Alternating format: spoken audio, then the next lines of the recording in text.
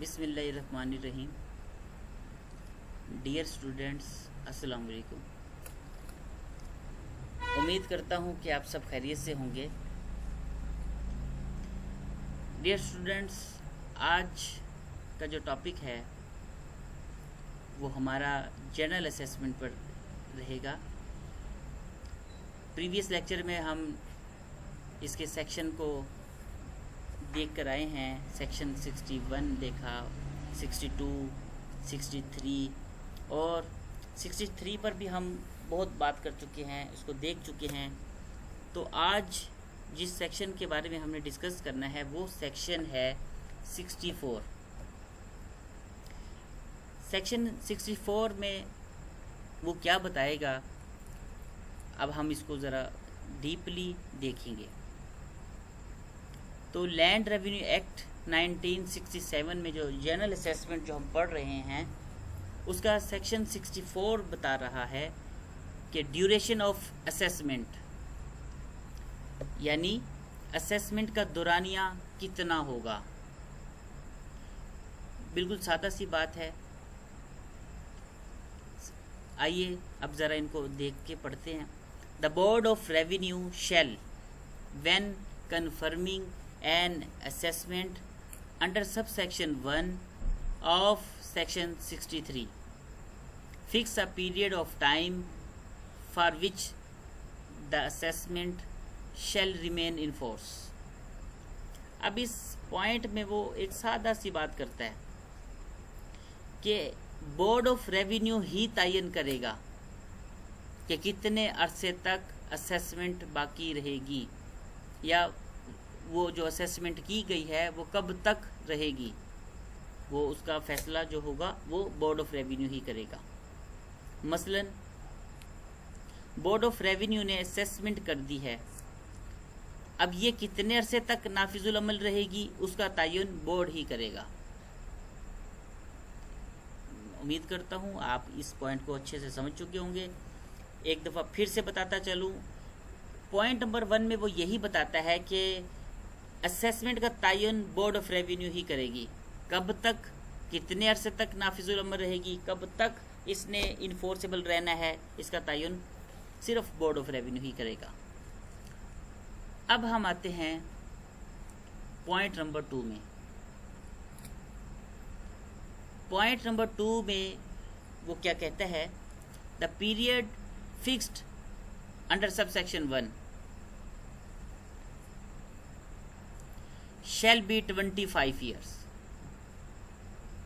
अब इसके साथ एक बात और ऐड करना चाह रहा है कि provided that a period not exceeding 25 years and not shorter than 10 years may be fixed for any area specified by the Board of Revenue in which canal irrigation has been introduced after the date of orders passed under the provisions of subsection 1 of section 61 at the last previous assessment, or in which it has been proposed to introduce such irrigation during the period fixed। अब इस point में वो क्या कहना चाहता है, simple सी बात है कि किसी असेसमेंट के लिए या किसी एरिया के लिए इसमें पीरियड 25 साल से ज़्यादा नहीं होना चाहिए। एक दफ़ा फिर से मुलाज़ा फरमाइए। इसमें वो सिर्फ यही बात बताना चाहता है कि किसी एरिया के लिए या किसी एरिया के लिए इस पीरियड में 25 साल से ज़्यादा नहीं होना चाहिए और कम से कम 10 साल होना चाहिए, यानी 10 साल से कम ना हो, 25 साल से ज़्यादा ना हो। अब ये उनके लिए तसव्वुर होगी जिनमें नहर मुतारिफ करवा दी गई है, यानी कि पहले तो नहर का कोई वजूद ही नहीं था, अब क्या है जी, इसमें नहर मुतारिफ करवा दी गई है, या इसमें मुतय्यन कर दिया गया है कि इसमें नहर मुतारिफ करवा दी जाएगी, या तो नहर मुतारिफ होगी या अभी मुतारिफ करवाई जाएगी। तो ऐसी सूरत में ये है सूरत हाल लगाई जाएगी। यानी अब इसकी एक छोटी सी मिसाल ले लें। पिछली असेसमेंट में बताया गया था कि इसमें नहर मुतारिफ करवाई जाएगी, तो मेरे ख्याल से ये पॉइंट क्लियर हो चुका है। अब इस 2 पॉइंट में सादा सी वो 2 बातें करता है। पहली बात वो ये क्लियर करना चाहता है ड्यूरेशन ऑफ असेसमेंट में कि इसका जो असेसमेंट है वो बोर्ड ऑफ रेवेन्यू ही तयन करेगा कि कब तक ये इन्फोर्सेबल रहेगा। दूसरे पॉइंट में वो ये बताना चाहता है कि इसमें ज़्यादा से ज़्यादा जो साल होगा वो 25 साल से ज़्यादा नहीं होगा और कम से कम 10 साल। अब ये उनके लिए तसव्वुर होगी जिसमें नहर मुतारिफ करवा दी गई है, बस इसमें वो ये सादा सी बात बताना चाहता है। अब चलिए सेक्शन 65 की तरफ। सेक्शन 65 में वो क्या कहता है? Section 65 assessments to remain in force till new assessment takes effect. अब इस सेक्शन में वो क्या बताता है? तो वो इस सेक्शन में यही बताना चाहता है कि जो असेसमेंट नहीं होगी, या आप यूं सिंपल समझ लें कि इस सेक्शन में सिर्फ यही बताया गया है कि ये असेसमेंट जो नई असेसमेंट होने तक नाफिजुल अमल रहेगी। यानी कि असेसमेंट तो अब चल रही है, अब ये कब तक रहेगी? ये तब तक रहेगी जब तक कोई नई असेसमेंट नहीं आ जाती, तो ये तब तक नाफिजुल अमल रहेगी। बस इसमें वो यही बताना चाहता है। लेकिन मज़ीद इस सेक्शन को पढ़ते हैं। नॉट विद स्टैंडिंग, बावजूद के। प्यारे बच्चों, इसमें एक लफ्ज़ यूज़ हो रहा है नॉट विद स्टैंडिंग, जो कानून की हर किताब में अक्सर ये लफ्ज़ बार बार यूज़ होगा। तो बच्चों, एक बात छोटी सी मैं आपसे शेयर करना चाहता हूँ कि कभी भी ये ऐसे लफ्ज़ जो बार बार आ रहे हों, आप उनको एक ही दफ़ा डिक्शनरी में अच्छे से उनका मतलब को जान लीजिए, ताकि लफ्ज़ सामने हो और उसका जो मतलब है, मीनिंग है, वो आपके दिमाग में हो। तो ये नॉट विद स्टैंडिंग अक्सर आप कानून की हर किताब में देखेंगे, ये बहुत दफ़ा यूज़ होने वाला है। इसका मतलब ये है बावजूद के। Not with standing the expiration of period fixed for the continuance of an assessment under the last foregoing section, the assessment shall remain in force till a new assessment takes effect। अब क्या कहता है जी? वो कहता है बेशक वो period expire हो जाएगा जो पिछली असेसमेंट में बताया गया था, तो नई असेसमेंट होने तक वही असेसमेंट इन्फोर्सेबल रहेगी। एक दफ़ा फिर से देख लीजिए कि नई असेसमेंट होने तक ये नाफिजुल अमल रहेगा। अब चलते हैं सेक्शन 66 की तरफ। सेक्शन 66 है जनरल असेसमेंट का। Refusal to be liable for assessment and consequence thereof. इस सेक्शन में बताया जा रहा है कि अगर कोई असेसमेंट का इनकार कर दे तो उसके नताइज क्या होंगे। अब ये सेक्शन इटसेल्फ अपनी ये एक्सप्लेन करता है खुद को कि अगर कोई बंदा असेसमेंट से इनकार करता है, फॉर एग्जांपल कोई जैद बकर उठ के खड़ा हो जाता है, वो कहते हैं जनाब मुझे तो इस असेसमेंट से एतराज़ है, मैं ये चाहता हूँ कि ये असेसमेंट मैं नहीं मानता भाई, तो उसके नताइज उसके ऊपर क्या होंगे इस सेक्शन में बताया जाएगा। तो पॉइंट 1 है, पॉइंट 1 में वो बताता है कि eight any time with 90 days from the date of announcement of an assessment, the landowner or where there are more landowner than one, any of them who would be individually or collectively liable for more than half the sum assessed may give notice to the revenue officer of refusal to be liable for the assessment। हमने इस section के start में ही पढ़ लिया था कि अगर कोई बंदा असेसमेंट से इनकार करता है तो उसके नताइज क्या निकलेंगे। तो अब सादा से लफ्ज़ों में मैं बताता हूँ, अगर ये लोगों को नामंजूर है या सिंपल इसके इस असेसमेंट से वो इनकार करते हैं तो वो क्या होगा जी, तो वो 90 दिन के अंदर अंदर एक लैंड ओनर या कोई और मालिक इसको आगाह करेगा कि हम इसको मानने से इनकार करते हैं। ऐसा नहीं है कि असेसमेंट को तो आप नहीं मान रहे लेकिन बस नहीं मान रहे, लेकिन ये एक प्रॉपर चैनल दिया गया है जो लैंड रेवेन्यू हमें मुहैया करता है। वो कहता है कि अगर किसी को ये असेसमेंट ना मंजूर है या वो इससे मानने से इनकारी है तो वो 90 दिन के अंदर अंदर एक लैंड ओनर या कोई और मालिक इसको आगाह करेगा कि हम इसको मानने से इनकार करते हैं। इस पॉइंट में बस यही बताया गया। अब चलते हैं नेक्स्ट पॉइंट की तरफ। नेक्स्ट पॉइंट है, when the revenue officer receive a notice under subsection 1 the collector may take possession of the state and deal with it। क्या है जी, अब पॉइंट नंबर 2 में वो सिर्फ यही बताना चाहता है कि अगर ऐसा हो जाए कि इनकारी भी हो गया है असेसमेंट से, जो पिछले पॉइंट में हमने पढ़ा कि सबसे पहले तो वो असेसमेंट से इनकार कर देता है, तो उसके नताइज क्या है, अब वो नताइज सामने आ रहे हैं। तो नतीजा क्या निकलेगा जी कि अगर ऐसा हो जाए तो कलेक्टर जो है वो इसको डील करेगा और साथ ही वो इससे कब्जा भी ले लेगा। अब आगे वो क्या कहता है,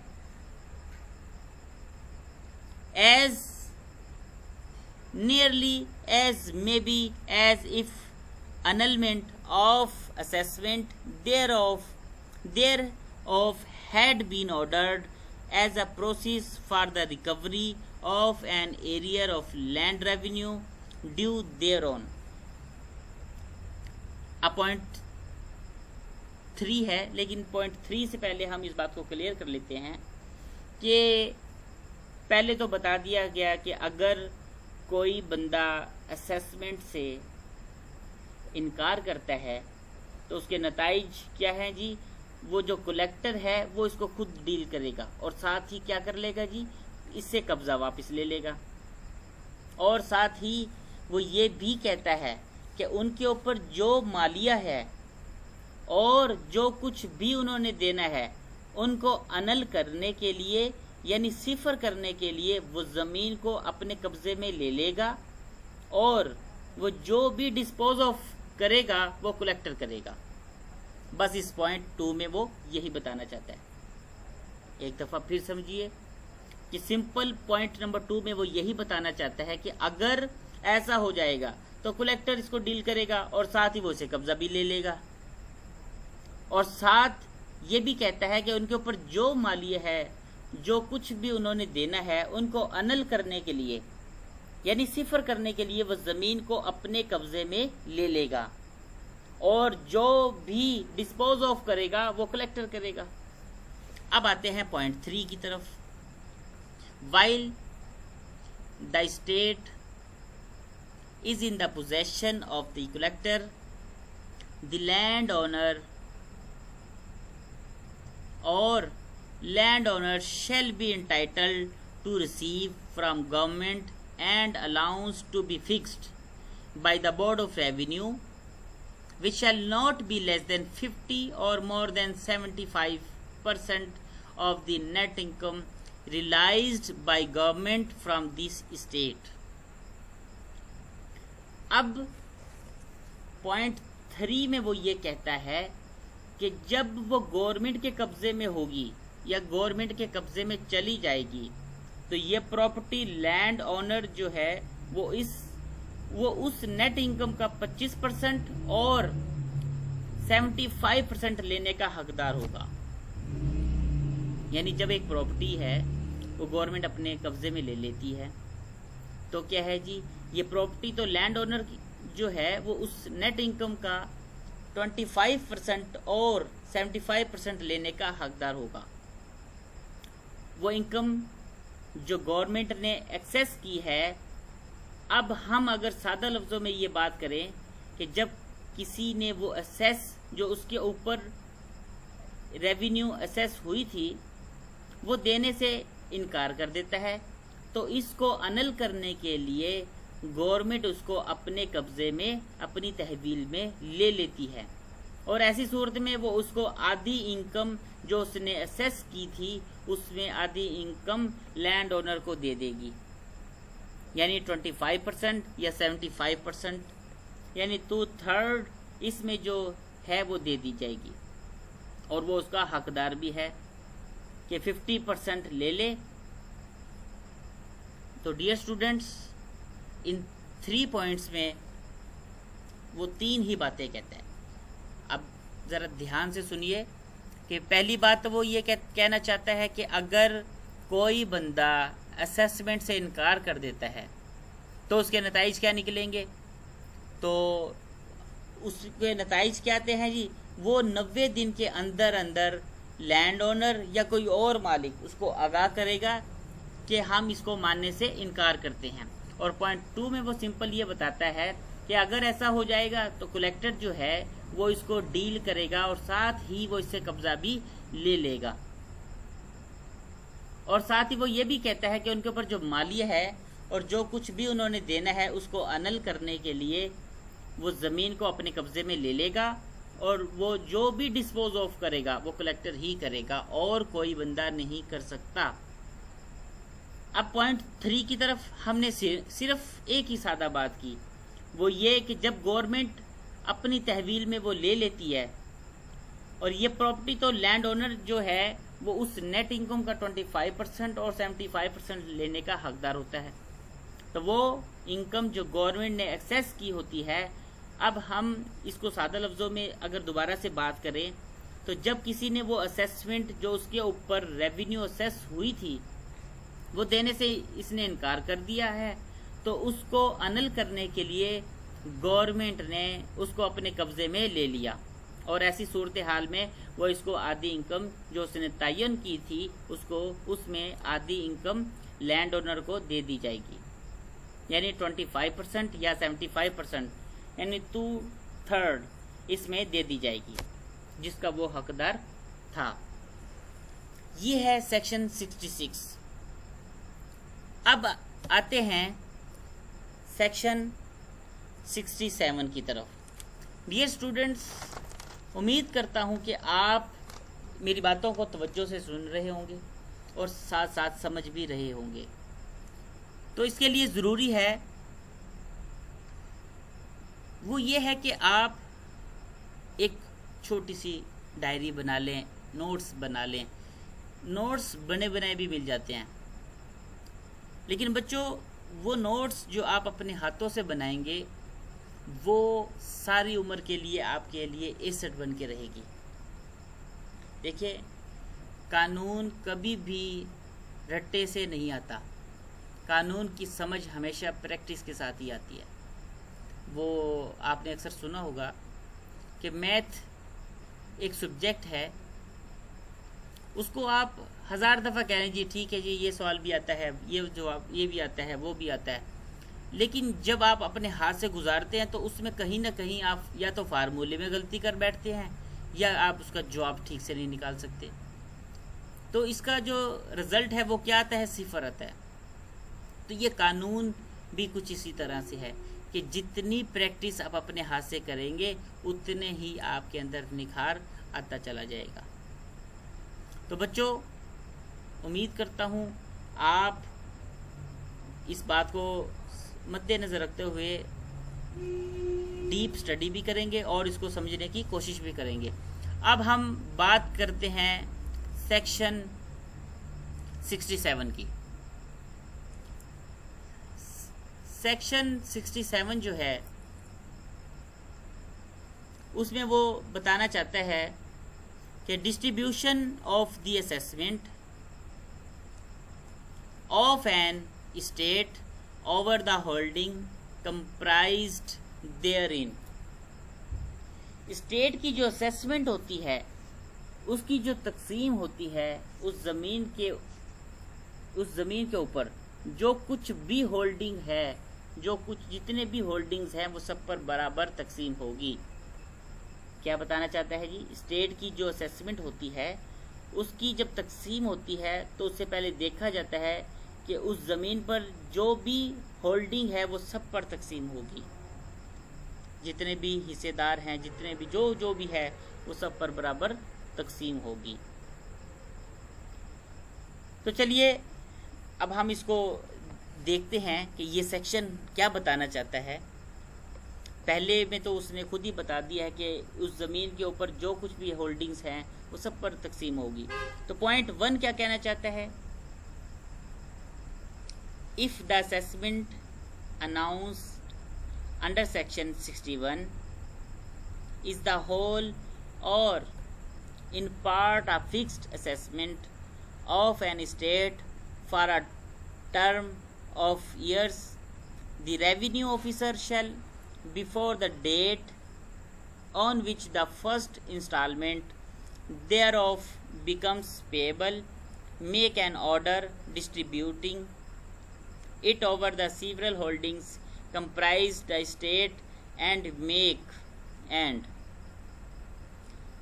अब पॉइंट 1 में वो ये क्या कहता है, ज़रा मुलाहिजा फरमाइए। देखिए पहली वो बात करता है कि if the assessment announced under section 61, तो क्या है जी? जब एक फिक्स्ड इसके ऊपर असेसमेंट की गई होती है तो ना तो वो जितने भी होल्डिंग है उसके ऊपर डिस्ट्रीब्यूट करेगा, और जिस दिन पहली इंस्टॉलमेंट ड्यू है वो इससे पहले सब होल्डिंग पर डिस्ट्रीब्यूट कर देगा। दोबारा से फिर सुनिए पॉइंट 1 में वो क्या कहना चाहता है जी। नंबर 1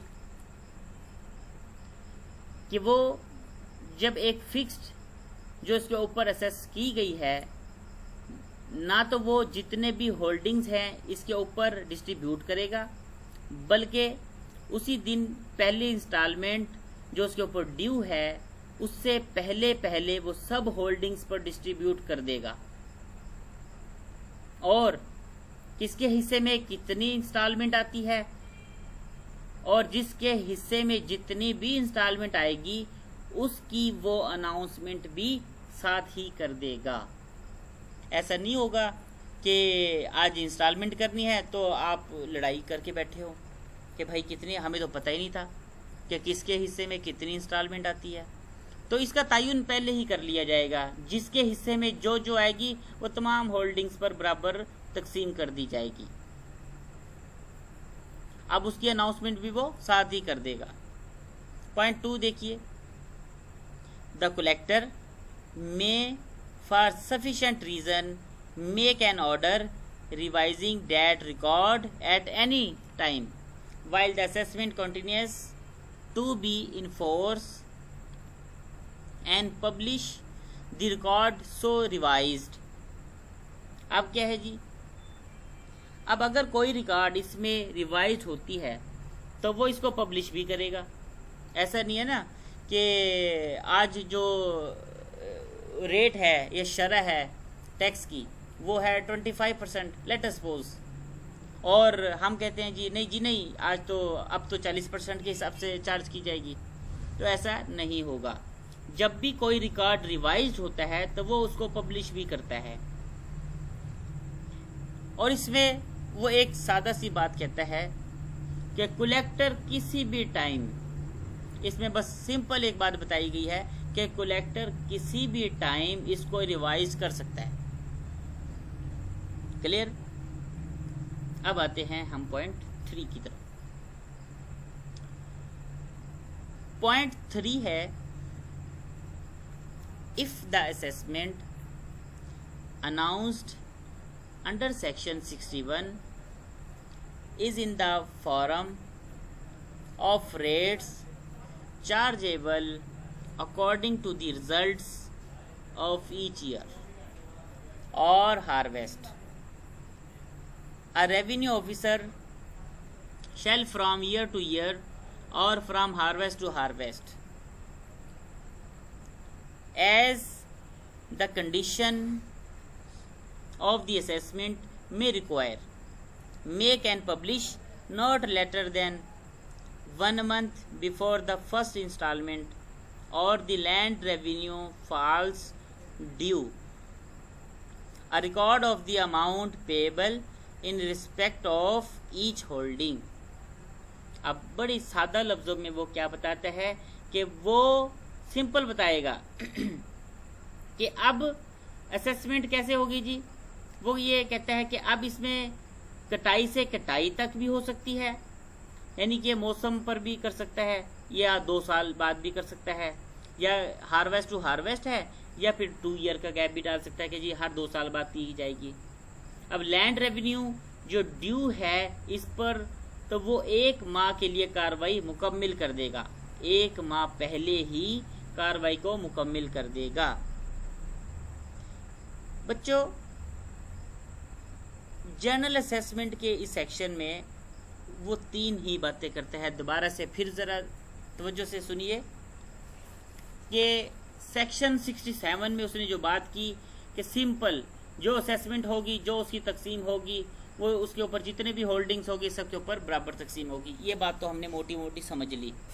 अब पॉइंट 1 की तरफ अगर आ जाएं तो वो उसमें क्या कहना चाहता है। पॉइंट 1 में उसने सिर्फ एक ही बात की कि जब एक फिक्स्ड उसके ऊपर असेस की जाएगी, फिक्स्ड असेसमेंट की जाएगी, तो ना तो वो जितने भी होल्डिंग्स हैं उसके ऊपर डिस्ट्रीब्यूट करेगा, बल्कि पहली जो इंस्टॉलमेंट है जो उसके ऊपर ड्यू होती है, जो उन्होंने देनी है, उससे पहले वो सब होल्डिंग पर डिस्ट्रीब्यूट कर देगा। सबको बता देगा भाई आपके हिस्से में इतनी इंस्टॉलमेंट है, आपके हिस्से में इतनी इंस्टॉलमेंट है। अब फॉर एग्जांपल 5 है पार्टनर, 5 है होल्डिंग उसके ऊपर, तो सबके ऊपर बराबर बराबर तकसीम कर दी जाएगी, और जिसके हिस्से में जितनी इंस्टॉलमेंट आएगी उसकी वो अनाउंसमेंट भी कर देगा, ताकि कल को कोई झगड़ा या कोई लड़ाई उसका कोई बायस ही ना रहे। अब पॉइंट 3 में वो क्या कहता है, पॉइंट 2 में वो एक ही बात बताता है कि जब भी कोई रिकॉर्ड रिवाइज किया जाएगा तो उसको पब्लिश भी किया जाएगा, और इसको रिवाइज कौन करता है, कलेक्टर, जब चाहे किसी भी टाइम रिवाइज कर सकता है। अब पॉइंट 3 में आ जाइए। पॉइंट 3 में वो ये बताता है कि अब इसमें या तो कटाई से कटाई तक के मौसम पर भी कर सकता है, या 2 साल में भी कर सकता है। लैंड रेवेन्यू जो ड्यू है इस पर वो 1 माह पहले ही कार्रवाई को मुकम्मिल कर लेगा। ये 3 पॉइंट्स समझ आ रहे हैं मेरे बच्चों? तो ये 3 पॉइंट्स अगर आप सामने रखें तो मेरे ख्याल से ये जर्नल असेसमेंट का जो सेक्शन है 67 वो आसानी से समझ में आ जाएगा। अब वो पॉइंट 4 में क्या कहता है, ज़रा मुलाहिज़ा फरमाइए। पॉइंट 4 में जाने से पहले आपने इन पिछले 3 पॉइंट्स को सामने रखना है, क्योंकि ये 3 पॉइंट सामने रखेंगे तो ही मसला हल होगा, ताकि आपको 4th आपको समझ में आ जाएगा। अब 4th में क्या कहता है जी, आइए मुलाहिज़ा फरमाइए।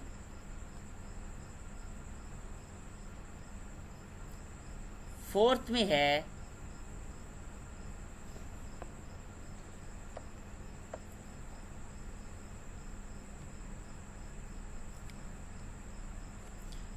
वो यही कहना चाहता है कि ये इस बारानी ज़मीन में जो मौसम के ज़रिए काश्त की जाती है उसको ट्यूबवेल प्रोवाइड कर दिया गया है या करना है, बेशक वो मालिक ने लगा कर दिया है या मज़ारे ने खुद लगाया है, तो वो 4 साल के अंदर अंदर वो रेट ज़्यादा नहीं करेगा।